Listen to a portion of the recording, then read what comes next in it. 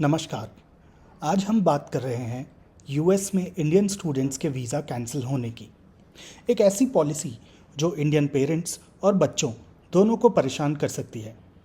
क्या हुआ है, क्यों हुआ है, सही है कि नहीं है, और हमारी सरकार क्या कर रही है, ये सब हम आज इस वीडियो में समझेंगे। इस चैनल पर हम बात करते हैं इंडिया के पॉलिटिक्स और गवर्नेंस की, और कोशिश करते हैं कि हमारी सरकारें हमारे लिए सही काम करें। अगर आपको ऐसा कंटेंट पसंद है तो आप चैनल को सब्सक्राइब कर लीजिए। टॉपिक पर वापस आते हैं तो सबसे पहले समझते हैं कि हुआ क्या है। हम सब जानते हैं कि अमेरिका की यूनिवर्सिटीज़ दुनिया भर के स्टूडेंट्स के लिए एक ड्रीम डेस्टिनेशन है। हर साल बहुत से इंडियन बच्चे यूएस जाते हैं पढ़ाई करने, और इसके लिए वीज़ा लगता है। लेकिन अप्रैल 2025 में यूएस ने अपने ही यूनिवर्सिटीज़ के कुछ स्टूडेंट्स के वीज़ाज़ कैंसिल कर दिए मिड कोर्स में। और गड़बड़ बात यह है कि कैंसिल होने वाले वीज़ाज़ में से लगभग 50% इंडियन स्टूडेंट्स के थे। ऐसा वहाँ पर अमेरिकन इमिग्रेशन लॉयर्स एसोसिएशन के एक सर्वे ने पाया है। और भी देशों के हुए हैं, जैसे करीब 14% चाइनीज़ हैं, कुछ नेपाल से हैं, कुछ बांग्लादेश से हैं, लेकिन लगभग 50% इंडियन हैं। अब समझते हैं कि ये हुआ क्यों है। तो यूएस ने एक पॉलिसी चलाई है, कैच एंड रिवोक। इसके तहत दो चीज़ें हैं। एक, सोशल मीडिया पोस्ट्स। तो अगर किसी भी स्टूडेंट ने सोशल मीडिया पर, यानी कि फेसबुक, ट्विटर, इंस्टाग्राम वगैरह पर कोई ऐसी बात लिख दी जो कि थोड़ी पॉलिटिकल है या यूएस की फॉरेन पॉलिसी से थोड़ी अलग है, तो ऐसे लोगों के लिए वीज़ा रिस्क में आ जाता है। और सेकंड, पुलिस रिकॉर्ड्स। यानी अगर किसी का नाम यूएस पुलिस रिकॉर्ड में अभी तक कभी भी आया है तो उसका भी वीज़ा रिस्क में है। अब मन में सवाल ये आता है कि क्या ये सही है। तो एक एक करके एनालाइज करते हैं। तो सबसे पहले पुलिस रिकॉर्ड्स को पकड़ते हैं। अब देखो, अगर किसी ने वाकई कोई सीरियस क्राइम किया है तो ये बात जायज़ लगती है कि उसका वीज़ा कैंसिल किया जाए। क्राइम किया तो वीज़ा क्या, इनफैक्ट यूएस ऐसे इंसान के ऊपर पूरा का पूरा क्रिमिनल ट्रायल चला सकता है। पर पुलिस रिकॉर्ड्स में नाम आना ये तो किसी भी वजह से आ सकता है। जैसे एक सिंपल ट्रैफिक वायलेशन, जैसे आपने रेड लाइट क्रॉस कर दी तो भी पुलिस रिकॉर्ड में नाम आ जाएगा। तो इस तरह की कई माइनर चीज़ें भी हो सकती हैं। तो ये जो सर्वे हुआ था, उन्होंने पाया कि बहुत सारे स्टूडेंट्स जिनका वीज़ा रिवोक हुआ वो तो बिल्कुल माइनर ट्रैफिक वायलेशंस में थे, या फिर कैंपस में कोई छोटी मोटी घटना थी। इनफैक्ट एक स्टूडेंट का तो वीज़ा जिसका कैंसिल हुआ वो तो खुद डोमेस्टिक अब्यूज़ का विक्टिम था, जिसके लिए उसने कंप्लेंट लिखाई। अब कंप्लेंट लिखाई तो नाम डेटाबेस में आ गया और वीज़ा कैंसिल हो गया। तो एक बार के लिए हम सोच कर देखें कि हमने अपने बच्चों को वहाँ पढ़ने भेजा और उनका वीज़ा सिर्फ इन छोटी छोटी चीज़ों की वजह से कैंसिल हो जाता है। उनका फ्यूचर पूरा अंधकार में नहीं आ जाएगा। तो ये सर्वे बताता है कि ऐसे करीब 327 केसेस में से 327 में से सिर्फ 2 केसेस इनको ऐसे मिले जिनमें ये आरोप था कि स्टूडेंट किसी पॉलिटिकल एक्टिविटी में इन्वॉल्व थे, और उसमें भी प्रोटेस्ट करना कोई इलीगल बात नहीं है। खैर, अब दूसरी चीज़ पे आते हैं।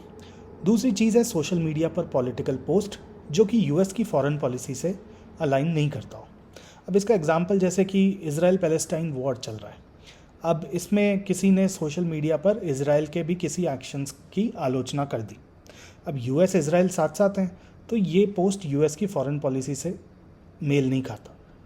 अब देखो, अगर कोई ऐसा पोस्ट जिसमें किसी तरह की कोई नफ़रत नहीं फैलाई जा रही है, कोई फॉल्स नहीं है, कुछ मिसलीडिंग बात नहीं है, बस एक genuinely different point of view है, एक जेन्युइन क्रिटिसिज्म है, तो आइडियली तो इस पर भी ऐसा कुछ होना नहीं चाहिए। ये तो फ्रीडम ऑफ स्पीच में आता है। और अगर ऐसा कुछ पोस्ट किया गया जो कि खुद ही सीरियस क्राइम है, फिर तो यूएस खुद ही उसके ऊपर पूरा क्रिमिनल ट्रायल चला सकता है। बट लोगों के मन में एक और सवाल भी आ सकता है कि यार, तुम किसी दूसरे कंट्री में जाकर वहाँ जाके पढ़ रहे हो और तुम उसी का क्रिटिसिज्म कैसे कर सकते हो? कोई क्यों सहन करेगा? यूएस ऐसा क्यों सहन करेगा कि तुम हमारी यूनिवर्सिटी में पढ़ रहे हो और हमारे ही अगेंस्ट कुछ भी बोल रहे हो? लोग ये भी सोचेंगे कि तुम वहाँ पढ़ने गए हो तो पढ़ाई करो, ये पॉलिटिकल काम वगैरह क्यों करना? तो ठीक बात है, बट हमें ये समझना होगा कि पढ़ाई सिर्फ साइंस मैथ्स नहीं होती। पढ़ाई में पॉलिटिक्स भी होती है, पॉलिटिकल साइंस पूरा सब्जेक्ट होता है, आर्ट्स होते हैं, और दूसरी बात, अगर कोई पढ़ाई कर भी रहा है तो भी इसका मतलब ये थोड़ी है कि उसको बाकी दुनियादारी की नॉलेज नहीं होगी। इसका मतलब ये थोड़ी है कि वो अपने मन की बात किसी और टॉपिक पर नहीं रख सकता। लेकिन इसका एक दूसरा पहलू भी है। ये बात भी सही है कि वीज़ा किसी का हक नहीं है, वीज़ा एक परमिशन है। तो यूएस आपको होस्ट कर रहा है, उसने आपको परमिशन दी है कि आप आइए और पढ़ लीजिए हमारी यूनिवर्सिटी में। और उसका जब मन करे, जब उसकी मर्ज़ी करे, उसे लगे कि नहीं यार आपका यहाँ रहना मेरे यूएस के लिए ठीक नहीं है, तो वो आपका वीज़ा कैंसिल करके आपको निकाल भी सकता है। ये यूएस के पूरे अधिकार क्षेत्र में है। तो ओवरऑल समरी देखें तो ये हुआ है कि कई माइनर पुलिस क्राइम्स जैसे कि ट्रैफिक वायलेशंस वगैरह और कुछ सोशल मीडिया पोस्ट्स जो कि यूएस की ओपिनियन से अलग हों, इन रीजंस की वजह से वीज़ा कैंसिल हो रहे हैं और उनमें से लगभग 50% स्टूडेंट्स इंडियन हैं। तो एकदम से इतने बच्चों का फ्यूचर खतरे में पड़ रहा है। अब ऐसे में हमारी तरफ से किसकी जिम्मेदारी बनती है? हमारी तरफ से बनती है सेंट्रल गवर्नमेंट की, हमारे प्राइम मिनिस्टर की, हमारे एक्सटर्नल अफेयर्स मिनिस्टर की। उनको यूएस से ऐसे संबंध रखने चाहिए कि ये चीज़ होती ही नहीं। ऑब्वियसली यहाँ पर हम किसी सीरियस क्राइम करने वाले की बात नहीं कर रहे हैं। ये जो माइनर चीज़ें, माइनर ट्रैफिक वायलेशंस या बिल्कुल just a difference of opinion हो किसी पॉलिटिकल पोस्ट में, सिर्फ उन्हीं केसेस की बात कर रहे हैं। तो हमारी सरकार को, मोदी जी को, जयशंकर जी को इस तरह के संबंध रखने चाहिए थे यूएस से कि इस तरह की चीज़ें या तो होती ही नहीं, और चलो अब अगर हो भी गई हैं तो इसका बातचीत से कुछ सोल्यूशन निकाल पाएँ। उन्हें ये बात यूएस गवर्नमेंट के साथ रेज़ करनी चाहिए और इन बच्चों का फ्यूचर बचाना चाहिए। फॉरेन पॉलिसी यही होती है कि आप दूसरे देशों के साथ इस तरह के संबंध रखें कि अपने देश के लोगों का भला कर सकें। फॉरेन पॉलिसी बस ये नहीं है कि ओ देखो किसी ने हाथ मिला लिया, किसी ने फ़ोटो खिंचवा ली, किसी ने हमारे पीएम के लिए चेयर खींच दी। तो फॉरेन पॉलिसी एक सीरियस बिजनेस है। अच्छा, ऐसे में हमें यानी सिटीजन्स को क्या करना चाहिए? हमें इन्फॉर्म्ड सिटीजन्स बनना चाहिए, ना कि अंधभक्त। व्हाट्सएप पर या किसी नेता ने कह दिया कि अरे हमारा तो डंका बज रहा है, तो ये नहीं कि बस मान लें, या किसी ने कह दिया कि नहीं हम तो सबसे ख़राब हैं, तो ये नहीं कि बस मान लें। किसी भी टॉपिक में एनालाइज करें, उसकी डेप्थ में जाएं और फिर एक अपना ओपिनियन बनाएं। किसी ने कोई चेयर खींच दी या किसी ने फ़ोटो खिंचवा ली, इससे ये प्रूव नहीं हो जाता कि हम बहुत अच्छे, हमारी फॉरेन पॉलिसी है।